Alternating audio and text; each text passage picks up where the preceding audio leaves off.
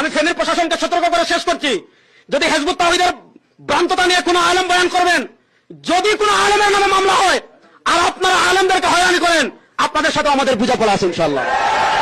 তাহলে তো ঠিক আছে, তো একই কথা তো হিজবুত তৌহিদের বেলায় হতে পারে।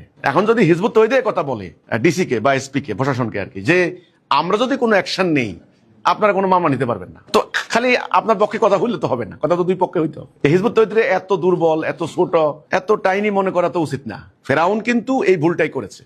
ফেরাউন তার অহংকারে এতটাই স্ফীত হয়ে গিয়েছিল, সে মুসা আলাইহিস সালামকে অবজ্ঞা পাত্তা দেয় না। মুসা আলাইহিস সালাম কিন্তু কি বলেছেন, যে বনি ইসরায়েলকে আমার সাথে যাইতে দাও, শেষ। ওনার ন্যায্য দাবি, যেতে দিলেই হইতো না, ধ্বংস করব। কি মুসাকে ধর পাকড়াও কর, পিছনে ধাওয়া দিছে আর্মেনিয়া, আল্লাহ ডুবাই দিচ্ছেন, ধ্বংস করে দিচ্ছেন। ব্যাপারটা হলো এরকম, যে কোনো অহংকারের পরিণতি ভালো না ভাই। ওরা এই কথাগুলি করছে কেন, বলছে কেন জানেন? অহংকারে।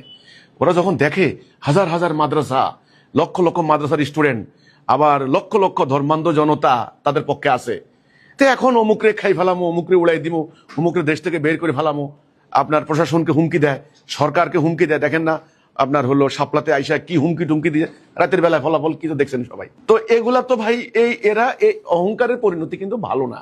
আমি বারবার একটা কথা বলছি, এরা যদি এ ধরনের হুমকি টামকি দিয়ে থাকে তাহলে সরকার সেটা বুঝবেন, বিচার বিশ্লেষণ করবেন, কারা আসলে উস্কানিদাতা, কারা হুমকিদাতা, কারা আইন ভঙ্গকারী, কারা উগ্র, কারা জঙ্গি, কারা আসলে আইন অমান্যকারী, অসহিষ্ণু। মানে এক কথা আপনার সরকার প্রশাসন বুঝবে, জনগণও বুঝবে। কিন্তু আমি হিজবুত তৌহিদ আমরা মনে করি ইনশাল্লাহ আমাদের কথা এতটাই হলো দলিল ভিত্তিক, আমরা সত্যের উপর দাঁড়িয়ে আছি, আমাদের কথা বলার অধিকার আছে, আমাদের এটা মানবাধিকার, এটা আমাদের বাক স্বাধীনতার অংশ। আমরা কথা বলবো, আমরা আমাদের কার্যক্রম করব। এখন তারা যদি আমাদের উপর হামলা চালায়, আক্রমণ করে, ইতিমধ্যে তারা আমাদের 5 জন ভাই বোনকে শহীদ করেছে, দেখা যাক, সেটা সময় বলে দিবে, সেটা পরিস্থিতি মোতাবেক আমাদের সিদ্ধান্ত হবে। কিন্তু ওই আমি বলবো ওরা যে হুমকিটা দিয়েছে, যে প্রশাসন যদি মামলা নেয়, পুলিশের সাথে বোঝাপড়া তো করুক। ওরা তো পুলিশকে এখন পাত্তাই দেয় না। এখন তো তারা মনে করে পুলিশকে ওই যে 5 আগস্টের মতো মেরে ফেলবে আর কি, এরকম একটা এদের খায়েশ বা এদের নিয়ত আছে কিন্তু এদের। এখন সেটা পুলিশ বুঝবে। কিন্তু আমি মনে করি যে এটা এক কথা তো আমাদেরও সেম।